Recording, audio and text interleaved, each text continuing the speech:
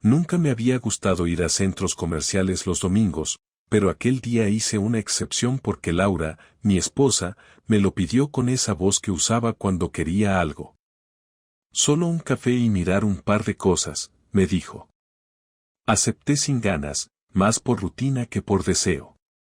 Si me hubieran dicho que ese domingo a las 17:26 de la tarde, mi matrimonio de 12 años empezaría a desmoronarse por culpa de un parking subterráneo, me habría reído en su cara.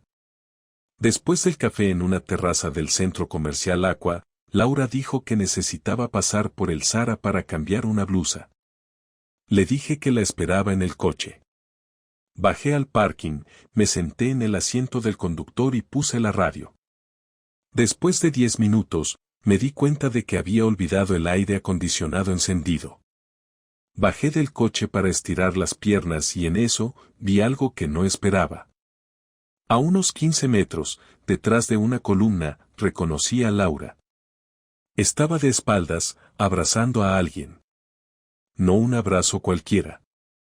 Era el tipo de abrazo que das con los ojos cerrados y el cuerpo entero pegado al otro. Me quedé congelado. El hombre, más alto que yo, llevaba un polo azul claro y una mochila cruzada. Cuando se separaron, le acarició la cara. Ella sonrió. Se besaron. No me vio. No sabían que alguien los estaba mirando. No sabían que el marido que creían dormido en la rutina estaba viendo cómo le desmontaban la vida en tiempo real. Volví al coche. No lloré. No grité. Solo apagué la radio y me senté en silencio, mirando el techo del coche, mientras una parte de mí moría sin hacer ruido. 10 minutos después, Laura apareció con una bolsa del Zara, caminando como si nada, se subió al coche y me dijo, ¿vamos? Le dije que sí, que claro. Y así empezó todo. El camino de vuelta fue tranquilo, demasiado tranquilo. Ella hablaba de lo típico, de que en las rebajas no había nada interesante, de una compañera del trabajo que estaba pensando en mudarse a Barcelona, de que el café de antes le había sentado mal. Yo asentía, con cara neutra, como si no acabara de ver cómo se fundía con otro hombre en un parking a solo unos metros de donde yo esperaba. No le pregunté nada, no hice ningún comentario, solo manejé. Porque lo que necesitaba era tiempo. No para pensar, ya sabía lo que había visto, no era confusión ni un malentendido. Necesitaba tiempo para entender cómo iba a moverme desde ese punto sin romperlo todo de golpe. No por ella, por mí. Esa noche cenamos juntos. Lentejas del mediodía, recalentadas. Comimos en silencio mientras en la televisión hablaban de una tormenta en Galicia. Ella cogía el móvil cada 2 minutos, como siempre. Sonreía por momentos. No hacía falta más para saber que seguía hablando con él. Quise preguntarle quién era. Quise preguntarle si siempre me había visto la cara de idiota o si era algo nuevo. Pero no dije nada.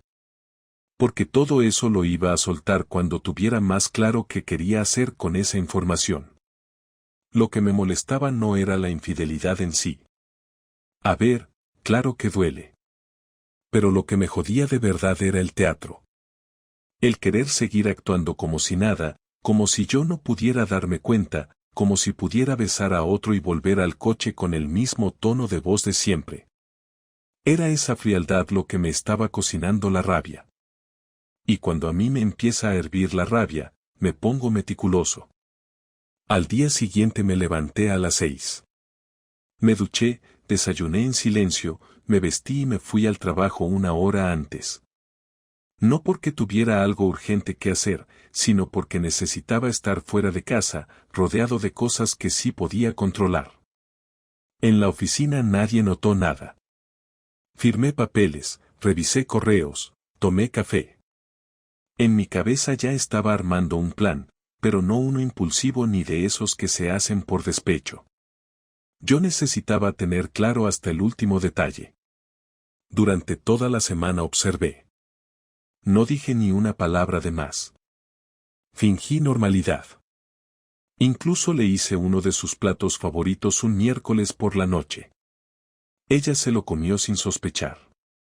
Me agradeció el gesto con un beso en la mejilla. Esa misma noche, después de la cena, dijo que se iría a correr. Lo dijo como si fuera parte de su rutina. Y yo, como un buen marido, le deseé que le fuera bien, le dije que no se olvidara de estirar al volver. Cuando cerró la puerta, la seguí. Sin ruido, sin prisa. Llevaba su mochila pequeña, esa que casi nunca usa. Caminaba en vez de correr. Se detuvo en la esquina, miró el móvil, y al minuto apareció un coche gris. Se subió. No lo podía creer, ni siquiera se molestaba en disimular. Volví a casa y me senté en el sofá. Esperé 2 horas.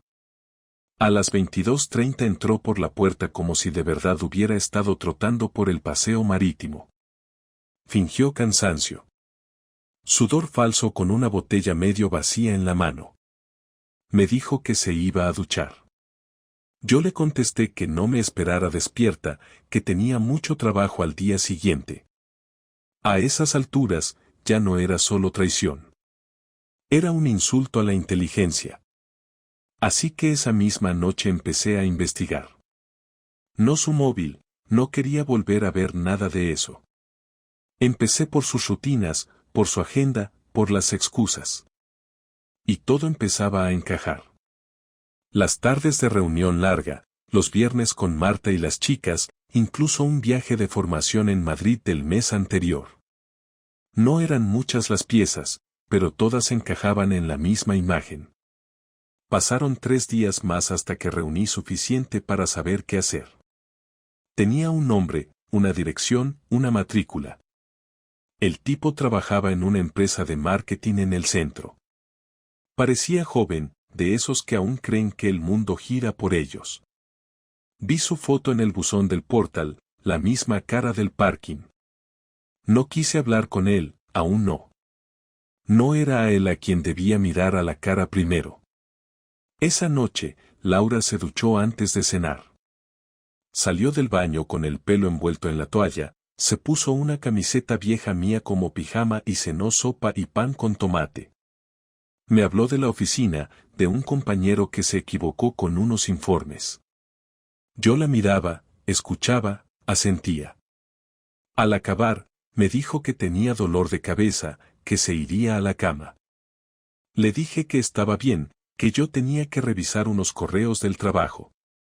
Cuando cerró la puerta de la habitación, supe que ya no quedaba nada. Y por eso, esa noche, escribí lo que sería el principio del final.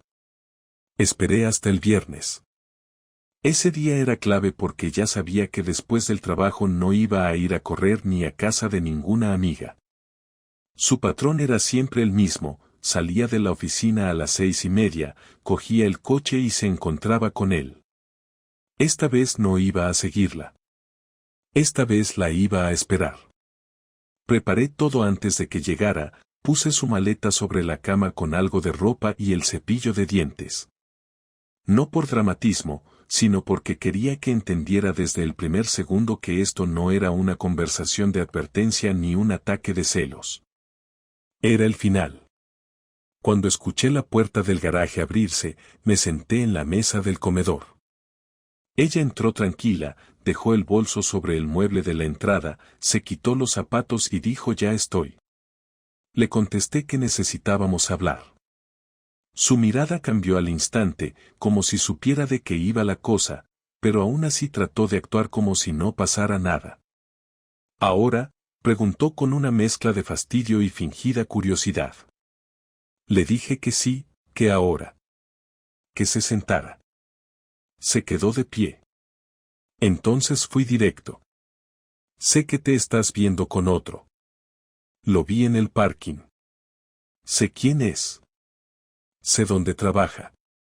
Y sé que no es algo de una sola vez». No levanté la voz. No rompí nada. No lloré. Solo dije lo que tenía que decir. Ella no respondió de inmediato. Tragó saliva, se apoyó en la pared como si necesitara sostenerse y luego soltó un "no es lo que crees". Le pedí que no me insultara. Que no repitiera frases hechas. Que no me tomara por imbécil. Se hizo un silencio raro, largo, incómodo. Después vino lo que yo ya sabía que vendría. Las excusas. Dijo que no lo buscó, que se dio de forma inesperada. Que llevaba tiempo sintiéndose sola, desconectada. Que yo ya no era el mismo. Que todo era rutina. Que necesitaba sentirse viva. Esa fue la parte que más me jodió. Como si lo que teníamos fuera un ataúd. Como si yo no hubiese estado ahí todos los días, currando, cocinando, aguantando sus cambios de humor, sus días de silencio. Como si ella fuera una víctima de algo que no podía controlar. Le pregunté si estaba enamorada de él. Dijo que no. Que solo era una conexión, una especie de refugio. Que era una fase. Que no tenía planes de dejarme. Que quería arreglar las cosas. Que le diera tiempo. Esa fue la parte que terminó de hacerme reír. ¿Tiempo para qué? ¿Para seguir acostándote con otro mientras decides si merezco otra oportunidad? Le dije que no. Que el tiempo se había acabado. Que tenía su maleta lista. Que esa noche se iba de la casa. Y ahí sí explotó. Gritó que no podía echarla así, que también era su hogar, que tenía derecho. Que esto se podía hablar. Que estaba siendo cruel. Que yo también tenía parte de culpa. Que nunca hablábamos. Que ya no la miraba igual. Que la cama era un cementerio desde hacía meses. Le respondí que el cementerio no lo cavé yo solo. Que si algo se había muerto, había sido porque ella lo mató en silencio y ahora pretendía que lloráramos juntos en el entierro. Me miró con una mezcla de rabia y súplica. Como si no entendiera que no había nada más que decir. Subió al cuarto, cerró la puerta con fuerza, y durante 1 hora no bajó. Yo seguí en la cocina, tomando café. Pensando. No en ella, sino en lo que venía ahora. En cómo iba a reorganizar mi vida. En qué iba a hacer con los recuerdos. Cuando bajó, tenía la maleta en una mano y el móvil en la otra. Me dijo que se iría a casa de su hermana unos días. Que hablaríamos cuando las cosas se calmaran. No le respondí. Caminó hacia la puerta sin mirarme. Justo antes de salir, dijo algo como nunca fue mi intención hacerte daño. Le dije que su intención daba igual. Lo que hizo era lo que contaba. Esa noche dormí solo. No por primera vez, pero sí de una forma distinta. No hubo mensajes, ni llamadas, ni disculpas largas por WhatsApp. Solo silencio. Y por primera vez en mucho tiempo, lo agradecí. Porque ese silencio era puro, sin teatro. Y era mío. Totalmente mío. El sábado por la mañana desperté antes de que saliera el sol. No tenía resaca emocional, no había llanto contenido ni temblores por la tensión de la noche anterior. Lo que tenía era una claridad tan sólida que daba miedo. Me levanté, abrí el portátil y empecé a ordenar todo lo que tenía. No eran pruebas para chantajearla, no soy de esos, pero sí eran piezas que quería guardar, capturas de mensajes que había interceptado desde su ordenador, detalles sobre el tipo con el que se acostaba, fechas cruzadas con sus excusas y hasta un par de movimientos bancarios que no cuadraban con sus historias. No iba a usarlos en un juicio ni en redes sociales, no me interesaba arrastrarla públicamente. Mi idea era otra. Quería que todo lo que me hizo vivir, ella lo viviera multiplicado. No con violencia, no con insultos, sino con algo peor, precisión y desprecio absoluto. Lo primero fue cortar toda forma de contacto. Silencio total. Ni un mensaje, ni una llamada, ni una indirecta. Nada. Para alguien como ella, que estaba acostumbrada a tenerme disponible siempre, eso era más letal que cualquier grito. Lo segundo fue hablar con nuestro abogado común. Le dije que quería iniciar el proceso de separación cuanto antes, que no iba a discutir por cosas materiales y que ella podía quedarse con el coche, con la mitad de los muebles y con cualquier chorrada que quisiera. Solo quería que todo fuera rápido, limpio y definitivo. El abogado, que ya había visto de todo, solo me preguntó si estaba seguro. Le dije que más que nunca. Lo tercero fue ir al trabajo del tipo S, en pleno centro, y plantarme frente a la recepción con una caja en la mano. Dentro, unas cuantas copias impresas de los correos y fotos de él con Laura. No para chantajearlo, sino para que entendiera que sabía todo. Lo llamaron, bajó a verme, y cuando me tuvo de frente, se puso pálido. No le dije ni una palabra, solo le tendí la caja. Cuando la cogió, me giré y me fui. El domingo siguiente hice algo aún más calculado. Mandé una invitación falsa de comida familiar a los padres de Laura, como si aún viviéramos juntos y como si todo fuera normal. Cuando llegaron, los recibí en la puerta con una expresión neutra. Les pedí que pasaran, que se sentaran, que quería hablarles. Les expliqué la situación con detalle, sin adornos, sin drama, solo hechos.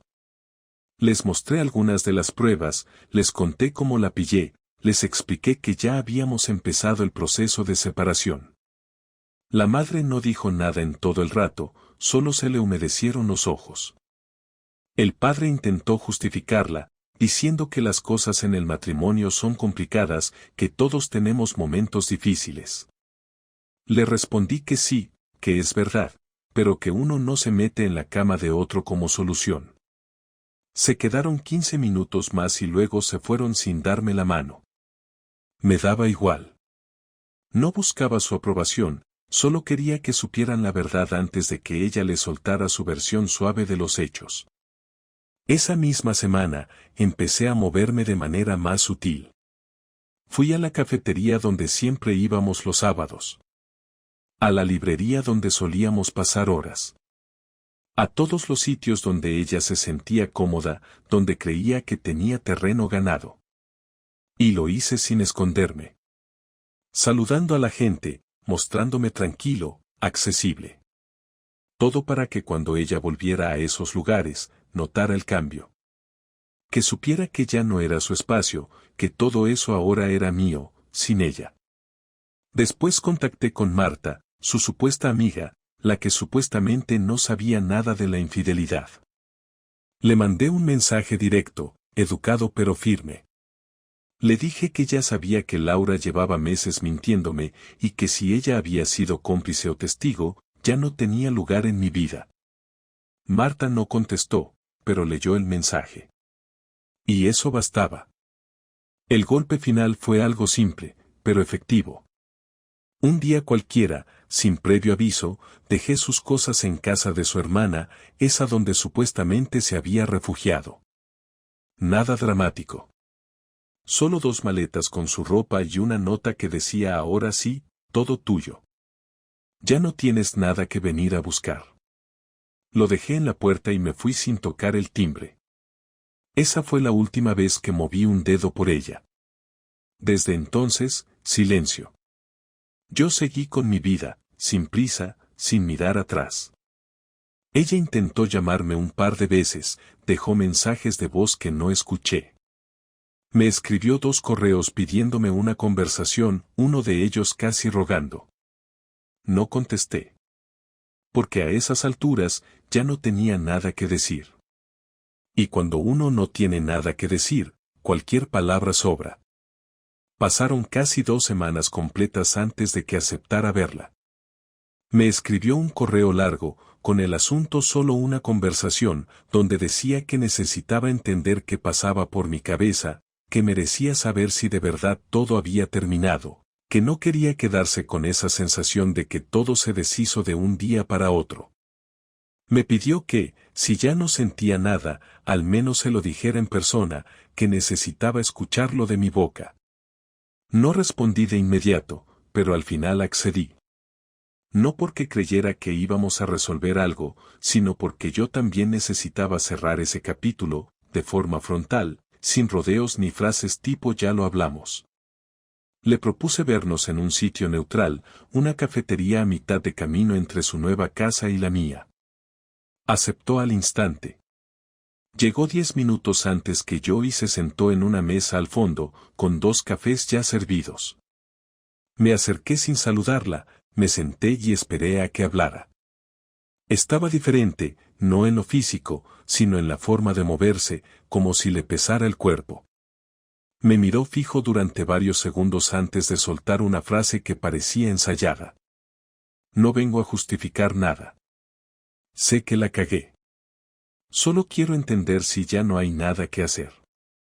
Le respondí que eso ya lo sabía. Que lo sabía desde el momento en que me vio con cara de víctima la noche en que la confronté. Le dije que en ese instante, cuando empezó con el discurso de la rutina, de que se sentía sola, de que todo se dio sin querer, ahí entendí que lo nuestro se había acabado hacía mucho más tiempo del que yo quería admitir. Me miró sin pestañear, con esa cara de quien quiere que la conversación vaya en otra dirección, pero yo no tenía intención de suavizar nada. Me preguntó si todavía sentía algo por ella, aunque fuera enojo, aunque fuera dolor. Le dije que no, que ya ni siquiera me dolía lo que hizo. Que me dolió en su momento, sí, pero que ahora solo sentía indiferencia, y que eso era peor. Me pidió que por lo menos aceptara que nuestra relación tenía partes buenas, que no todo había sido mentira. Le dije que lo aceptaba, que claro que hubo momentos buenos, que no todo fue un desastre, pero que eso no anulaba el hecho de que ella fue quien cruzó la línea, y que lo hizo a conciencia. Que nadie se mete en una cama ajena sin pensarlo. No hubo accidente, no fue impulso. Fue una decisión. Entonces cambió el tono, se puso a la defensiva. Dijo que yo también tuve responsabilidad, que ella se sintió sola durante meses y que yo me había encerrado en el trabajo, en mis rutinas, que nunca le pregunté si estaba bien. Le contesté que eso no era excusa, que si estaba tan mal, tenía boca para hablarlo, y que nunca vino a decir nada, que eligió el camino más fácil, buscar otro cuerpo, otra atención, otro espacio. Y que lo hizo sabiendo que yo estaba ahí, pensando que todo seguía más o menos bien. Me soltó que no todo fue físico, que lo del otro tipo fue también una vía de escape emocional. Le dije que entonces era peor, que ni siquiera fue solo un error sexual, que fue una traición completa, en todos los niveles. Hubo un silencio largo. Ella bajó la mirada y dijo que sabía que no tenía vuelta atrás, pero que no se imaginaba su vida sin mí. Le respondí que eso era problema suyo, no mío. Que yo no iba a seguir cargando con su culpa ni con su vacío. Que cada uno tenía que hacerse cargo de lo que construyó y también de lo que rompió.